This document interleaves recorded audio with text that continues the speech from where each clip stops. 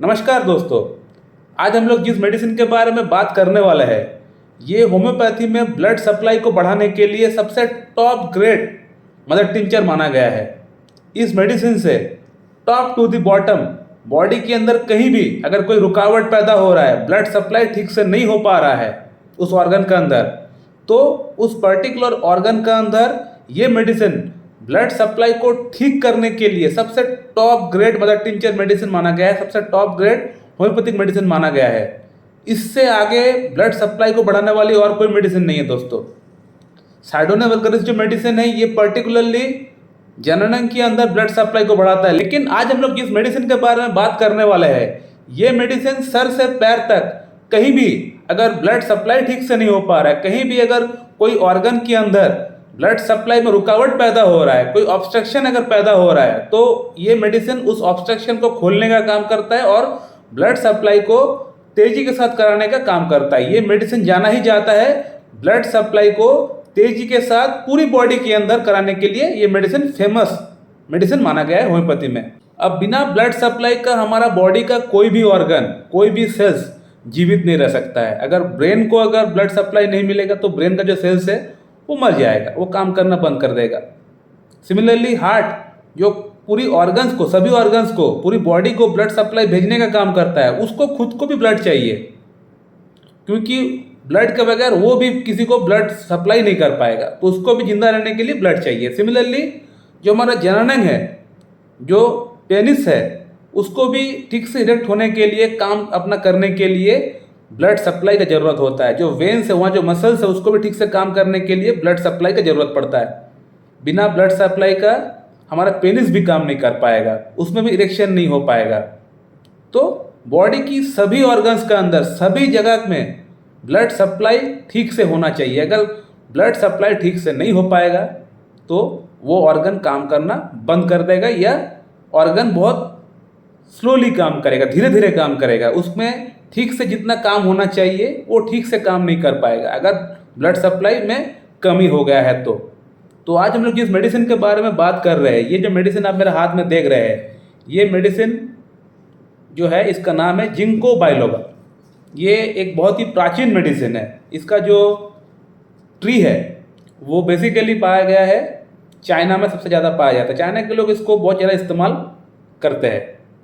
Ginkgo biloba जो medicine है, ये ब्लड सप्लाई को तेजी के साथ कराने के लिए ही जाना जाता है। ये ब्लड एक तरह से ब्लड को प्यूरिफाई भी करता है, ब्लड प्यूरिफायर भी है ये। इसका अंदर एंटीऑक्सीडेंट प्रॉपर्टी भी है, एंटी इन्फ्लेमेटरी प्रॉपर्टी भी है, फ्री रेडिकल्स भी है, जिसके कारण से अगर आपका बॉडी में अगर कहीं भी कोलेस्ट्रॉल जम गया है तो कोलेस्ट्रॉल को खोलने का काम भी करता है ये मेडिसिन। और बॉडी के अंदर अगर कोई कचरा जम गया है तो उसको भी निकालने का काम करता है ये मेडिसिन।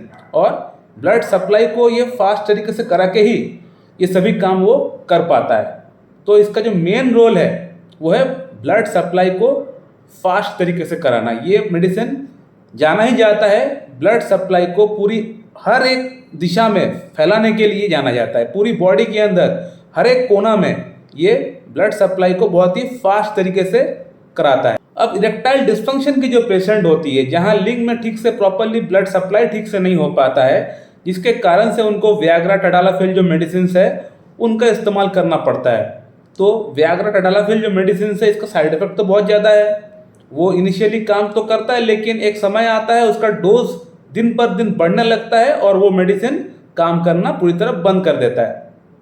तो एलोपैथिक मेडिसिन का अलग साइड इफेक्ट है, हालांकि मैं उस पर नहीं जाने वाला हूँ आज हम लोग बात करेंगे कि जिंको बाइलोबा जो मेडिसिन है, ये इरेक्टाइल डिस्फंक्शन की प्रॉब्लम के अंदर किसको इस्तेमाल करना चाहिए, किसको इस्तेमाल नहीं करना चाहिए, और कैसे इस्तेमाल करना चाहिए, कितना रिपीटेशन में इसको इस्तेमाल करना चाहिए, कब तक इसको इस्तेमाल करना चाहिए, आज हम लोग इन टॉपिक के ऊपर बात करने वाले हैं। सो माय डियर फ्रेंड, अब बात करते हैं कि जिंको बाइलोबा जो मेडिसिन है ये किन लोगों को इस्तेमाल करना चाहिए।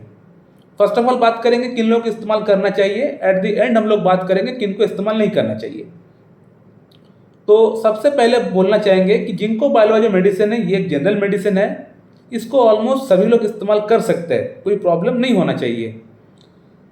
और जिन लोगों के अंदर इरेक्टाइल डिस्फंक्शन की प्रॉब्लम है, लिंग में ठीक से तनाव नहीं होता है, मॉर्निंग इरेक्शन ठीक से नहीं आ पा रहा है, तो कहीं ना कहीं आपको ब्लड सप्लाई में कहीं ना कहीं प्रॉब्लम है, जिसके कारण से ही आपको ये प्रॉब्लम उत्पन्न हो रहा है। तो इरेक्टाइल डिस्फंक्शन की सभी केसेस के अंदर आप जिंको बाइलोबा को इस्तेमाल कर सकते हैं।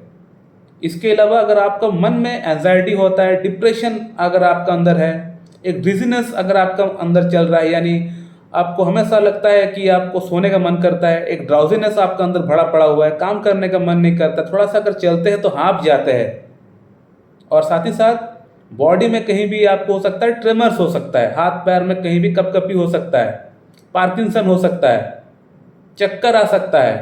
तो इसके अलावा बॉडी में वीकनेस, कमजोरी, चक्कर, नौशिया भी हो सकता है। इरेक्टाइल डिस्फंक्शन के अंदर मैंने बहुत लोगों को अपना कॉन्स्टिट्यूशनल ट्रीटमेंट के साथ साथ जिंको बाइलोबा को हमने दिया है और रिजल्ट इसका बहुत बढ़िया आता है, बहुत फास्ट इंप्रूवमेंट हो जाता है पेशेंट का अंदर। ये बहुत बढ़िया मेडिसिन है दोस्तों।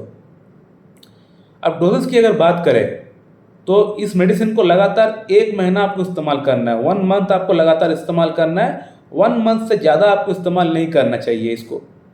इसका 10 बूंद सुबह आफ्टर ब्रेकफास्ट और 10 बूंद शाम को आफ्टर टिफिन और स्नैक्स इसको लेना चाहिए, यानी भरपेट इसको खाना खाने के बाद ही इसको लेना चाहिए। 10 बूंद सुबह, 10 बूंद शाम को, हाफ कप नॉर्मल पानी के साथ मिला के आपको लेना पड़ेगा एवरीडे अप टू 1 मंथ। 1 महीना आपको लगातार आपको इस्तेमाल करना पड़ेगा। और अब बात करते हैं कि किन लोगों को ये मेडिसिन इस्तेमाल नहीं करना चाहिए। तो जो लोग पहले से ही ब्लड थिनर पे है, यानी जिनको ब्लड थिनर चल रहा है, वो लोग इसका इस्तेमाल नहीं कर सकते। इसके अलावा जिनको पाइल्स की प्रॉब्लम है या ब्लीडिंग पाइल्स की प्रॉब्लम है या कहीं से ब्लड निकलने का कोई प्रॉब्लम है, तो वो लोग इस मेडिसिन को इस्तेमाल ना करें। इसके अलावा फीमेल्स, अगर आपको प्रेगनेंसी है तो उस कंडीशन में आपको इस्तेमाल नहीं करना चाहिए, तो फिर आपका प्रेगनेंसी जो है वो गर्भपात हो सकता है, तो आपको प्रेगनेंसी के दौरान इसको इस्तेमाल नहीं करना चाहिए। और साथ ही साथ अगर आप लैक्टेशन पीरियड पे है तो भी आपको इस्तेमाल नहीं करना चाहिए। मेल्स के अंदर अगर आपको ब्लड थिनर की मेडिसिन चल रहा है तो इसको आप इस्तेमाल ना करें। अगर आपका अंदर पाइल्स की प्रॉब्लम है या ब्लीडिंग की कोई जगह से ब्लीडिंग होता है, कहीं भी कोई जगह से ब्लीडिंग हो सकता है आपका बॉडी से, तो ब्लीडिंग के केस में आप इसको इस्तेमाल ना करें। इसके अलावा स्टमक में अगर कोई प्रॉब्लम है, अगर आपको बहुत ज़्यादा गैस एसिडिटी की प्रॉब्लम होता है, तो फिर इसको इस्तेमाल ना करें, क्योंकि इससे हो सकता है आपका प्रॉब्लम बढ़ जाए। तो ये कुछ कंडीशन है। वैसे तो ये बहुत बढ़िया मेडिसिन है दोस्तों, सभी कोई ले सकते हैं, लेकिन जो मैंने कंडीशन बताया, जिन लोग को मैं लेने के लिए मना किया, वो लोग इसको इस्तेमाल ना करें। बाकी सभी लोग इसको इस्तेमाल कर सकते हैं, लेके फ़ायदा उठा सकते हैं। बहुत बढ़िया मेडिसिन है, मैंने बहुत लोगों के अंदर ये मेडिसिन को दिया हुआ है, तो ये मेडिसिन बहुत बढ़िया तरीके से काम भी करता है। इरेक्टाइल डिस्फंक्शन की प्रॉब्लम कह लीजिए, मॉर्निंग इरेक्शन की प्रॉब्लम कह लीजिए, बॉडी में कहीं भी अगर लगता है कि वीकनेस है, कमजोरी है, थकावट है, तो वो पर्टिकुलर कमजोरी थकावट को ये मेडिसिन पूरी तरह दूर कर देता है। इतना अच्छा मेडिसिन है। इस मेडिसिन को 1 महीना लगातार इस्तेमाल करने से बॉडी के अंदर जो बैड कोलेस्ट्रॉल है, LDL ट्राइग्लिसराइड, इसका लेवल भी पूरी तरह घट जाता है। इसलिए घट जाता है क्योंकि इस मेडिसिन का अंदर एंटी इन्फ्लेमेटरी प्रॉपर्टी है, जिसके कारण से बॉडी के अंदर अगर कहीं भी अगर कोई कचरा जमा हुआ रहता है तो वो कचरा को पूरी तरह साफ कर देता है ये मेडिसिन। तो बहुत ही बढ़िया मेडिसिन है दोस्तों, इसको आप लोग इस्तेमाल करिए। जैसे मैंने बताया, आप लोगों को इस्तेमाल करके आप लोग अपना फीडबैक इस वीडियो कमेंट उसमें कमेंट करके बताइए, ताकि दूसरे लोग भी जान सके कि इस मेडिसिन से कितना फायदा आप लोगों को हो रहा है। So my dear friend, thank you very much and have a good day.